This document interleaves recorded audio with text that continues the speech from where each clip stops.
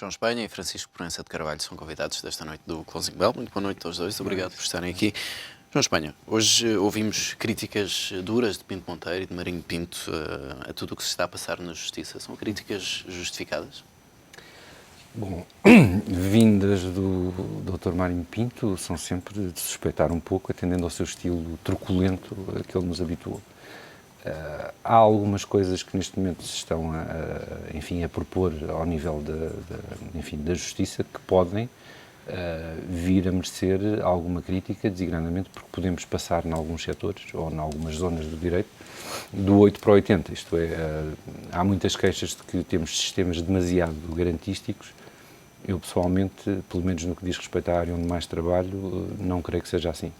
E muitas vezes as garantias são efetivamente necessárias para, defender os direitos das pessoas e para que a justiça seja uma verdadeira justiça. Isto é, uma justiça lenta não é justiça, mas uma justiça só por ser rápida também não é justiça. A justiça tem que ser justa.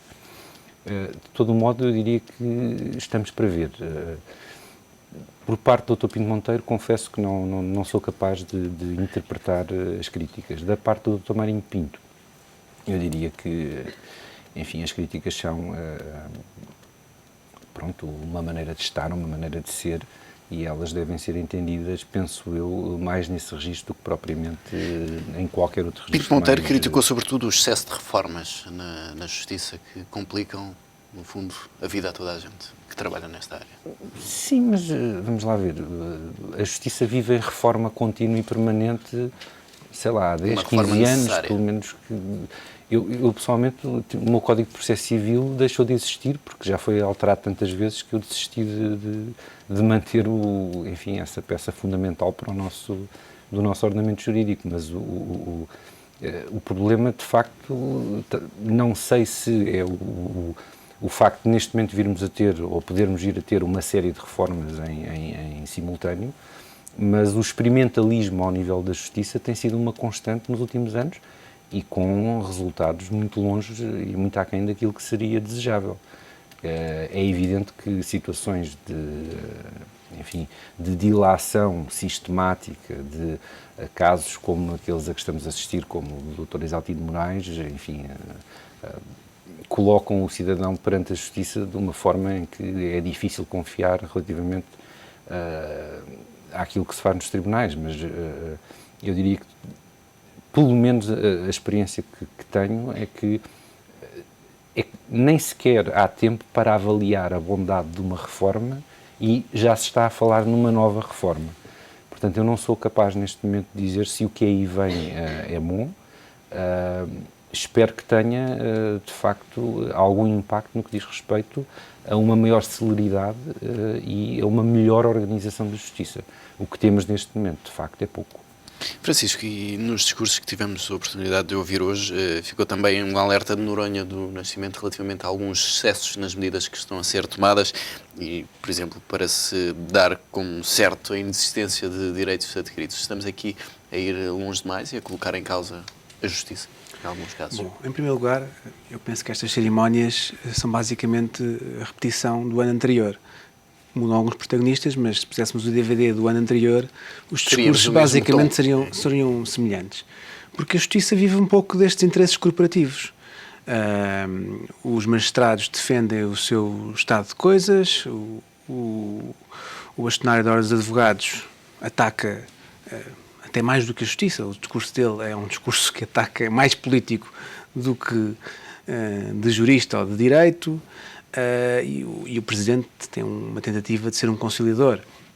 Agora, portanto, aquilo que o Presidente do Supremo Tribunal de Justiça, no fundo, diz é previsível, porque esta ideia de que as mudanças na Justiça se fazem de mãos dadas com os agentes do sistema, a mim é um mito, parece-me um mito, porque os agentes do sistema viveram muito bem durante bastante tempo, porque viveram num mundo à parte, viveram num sistema gerido por eles próprios, e eu sou um agente da Justiça, sou advogado e, portanto, de certa forma também me autocritico nisso.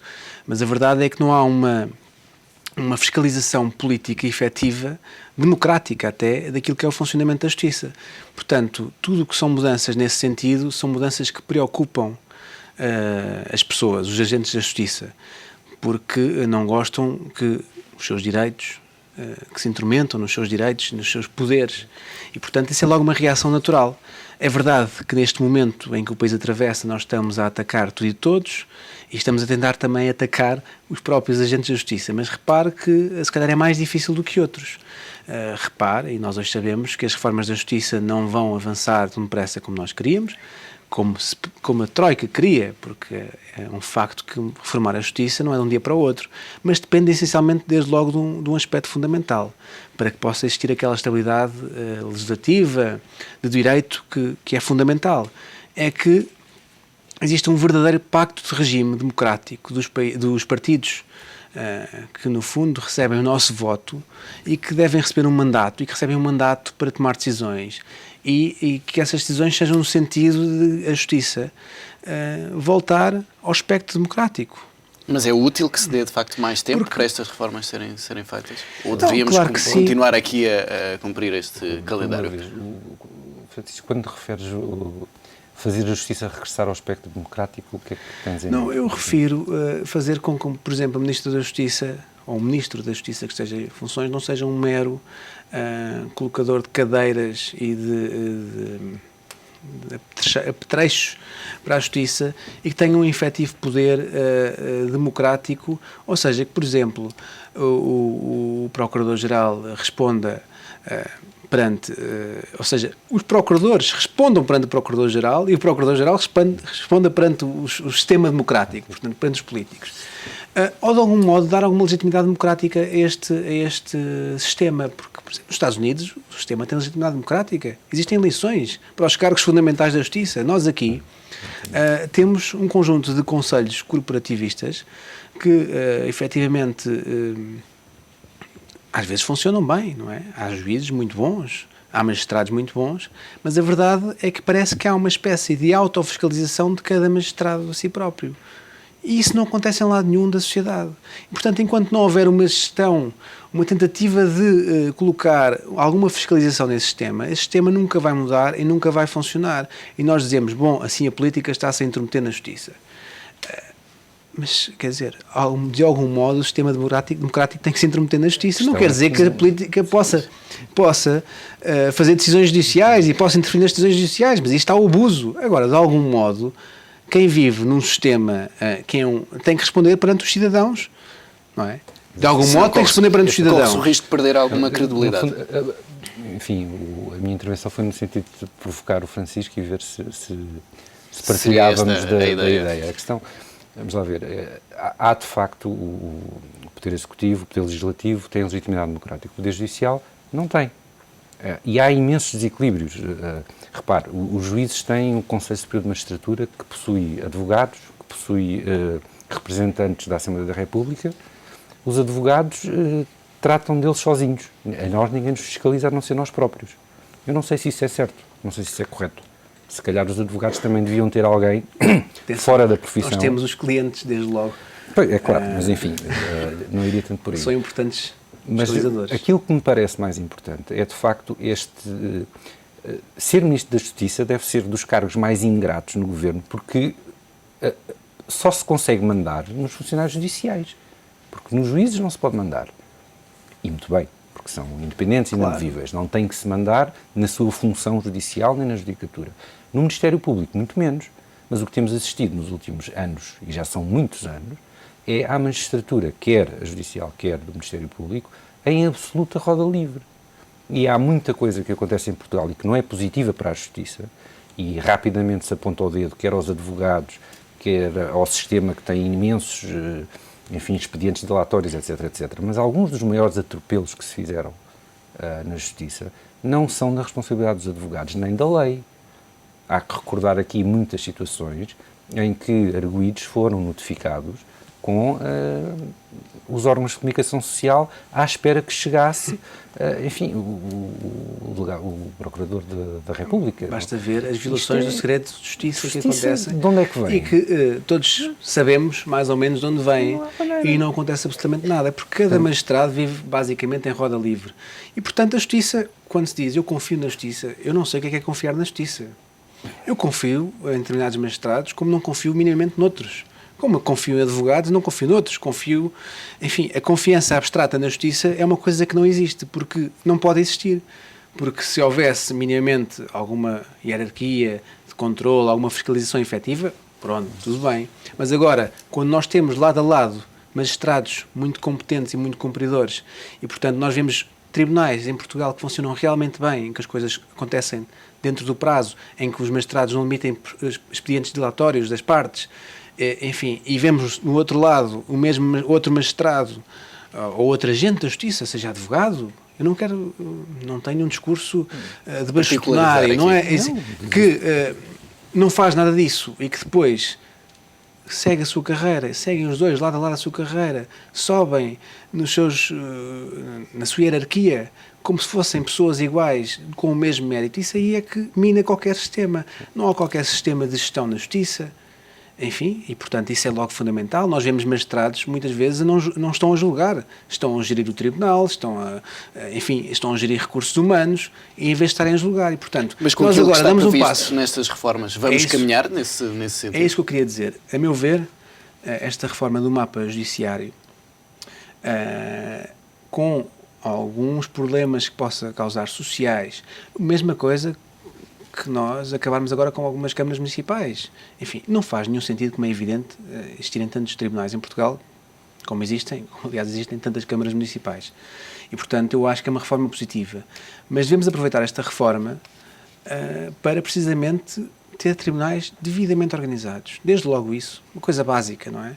Eventualmente um gestor do tribunal, e isso fala-se, pelo menos falava-se no programa do Governo, não sei até que ponto é que vai ser implementado, mas eu acho que apesar de toda a resistência, acho que é um passo relevante, desde que bem implementado. Depois, outra coisa que se fez neste tempo, que foi aprovou-se a nova lei da arbitragem, que vai entrar em vigor em março.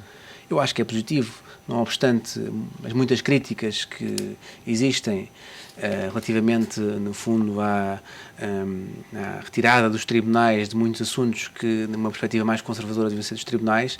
A verdade é que a justiça, uma parte da justiça, pode e deve ser desempenhada por privados.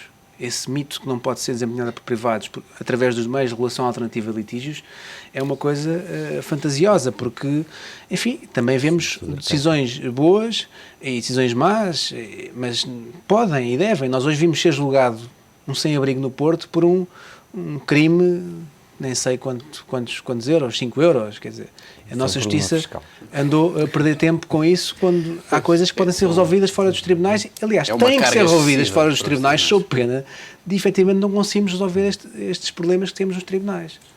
João, estas mudanças só avançam, de facto, se conseguirmos que todos os agentes funcionem em harmonia. Em harmonia, o que, olhando para esta abertura do ano judicial, não é fácil. Bom, por um lado, as personalidades são de difícil harmonização. Conhecendo, enfim, as atitudes públicas do Dr. Marinho Pinto e também da Dra. Paula Teixeira da Cruz, isso também, enfim, da magistratura, é difícil fazer a harmonização ao nível das personalidades.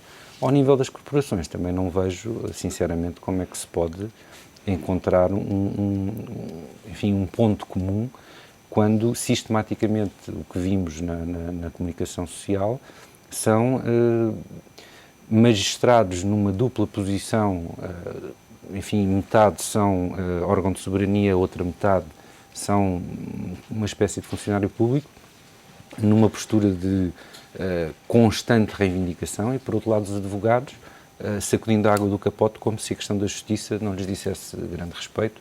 É mais, pronto, temos que safar o nosso cliente e o resto é um problema dos outros que não podem ter advogado. Eu não acho que as coisas possam ser resolvidas assim. Não me parece que com estas pessoas possamos resolver as coisas. Esta é uma relação que já está praticamente condenada à partida, pelo menos entre a Ministra e o Bastonário. Já estava. Já vem de trás. Já vem de trás, não há nada a fazer. Mas, sobretudo, acho que, como em tudo aqui, se calhar devíamos pensar num novo paradigma. Embora as nossas leis sejam muito avançadas e mudem muito rapidamente, o espírito de quem as aplica e a vivência de quem as aplica não mudou muito nas últimas dezenas de anos. Nós continuamos a olhar para os tribunais como se fossem a casa onde tudo tem que ser resolvido. Esquecemos que as pessoas, há 40, 50 anos atrás, quem ia a tribunal eram meia dúzia de pessoas, meia dúzia de empresas. Agora não é assim. As pessoas estão mais conscientes dos seus direitos, pretendem exercê-los com mais virulência. Há muita procura e há pouca oferta destes serviços. Não foram criadas as estruturas para responder a essa procura? E se calhar não têm que ser criadas, porque provavelmente há muita procura que pode ser satisfeita por meios alternativos.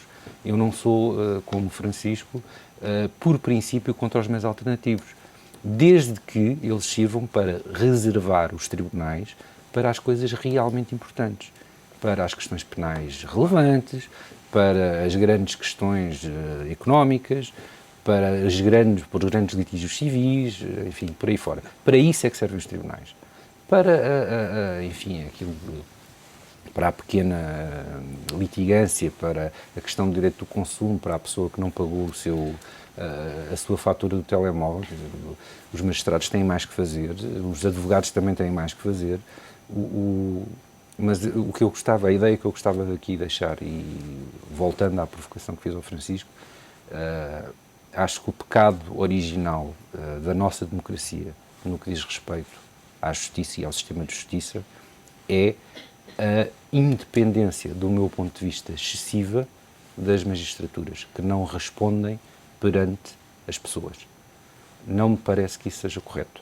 Penso que, embora possa ser, de certa forma, demasiado arrojado ou chocante, do meu ponto de vista, designadamente a magistratura do Ministério Público devia ter, pelo menos em algum ponto, legitimidade democrática. Se não direta, como acontece nos países anglo-saxónicos, em que os procuradores são eleitos diretamente pelos cidadãos, pelo menos indireta. Isto é, devia haver uma responsabilidade política dos magistrados do Ministério Público em relação a quem vota, mesmo que seja indiretamente através do Parlamento. Neste caso, não é possível, quer dizer, nós podemos votar no PS, no PSD, no PC, mas o Dr. Pinto Monteiro lá fica a fazer o que quer e o que lhe apetece. Não, eu aí discordo. O Dr. Pinto Monteiro lá fica a fazer o que quer e o que lhe apetece, mas que é pouco. Ele é a rainha de Inglaterra, como ele se auto-intitula. E a verdade é essa. O Dr. Pinto Monteiro até... Eu acho que não tem eu acho que o Dr. Pinto Monteiro até gostaria de ter poder para poder responder perante a democracia, seja através do Ministro da Justiça, seja através de uma eleição de algum modo efetuada. Portanto, aí não me parece que seja um problema do Dr. Pinto Monteiro. Como também não, repito, que não acho que seja possível uma harmonização entre os agentes da Justiça. Acho que isso não vai acontecer. A harmonização a existir tem que existir entre os agentes da democracia, que são os partidos que governam e que vão governar no futuro. Ou seja, não é só um. Isto é preciso, efetivamente, existir um pacto de justiça. Aliás, o Presidente da República tem insistido nisso.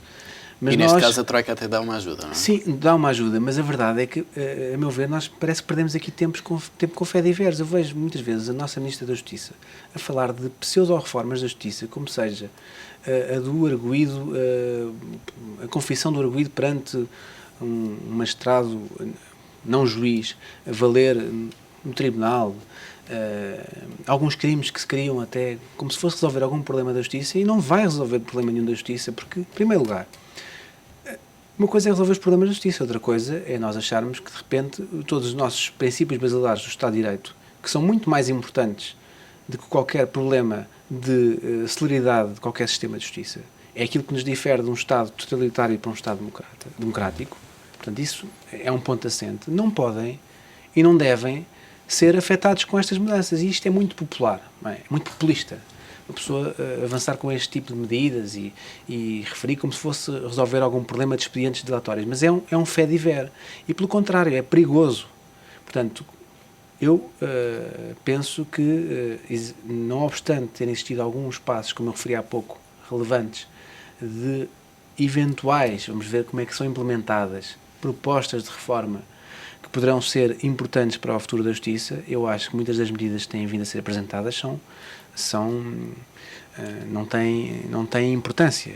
Não têm a importância que se quer dar e têm uma grande dose de demagogia. Francisco Proença de Carvalho, João Espanha, obrigado por esta presença no Closing Bell.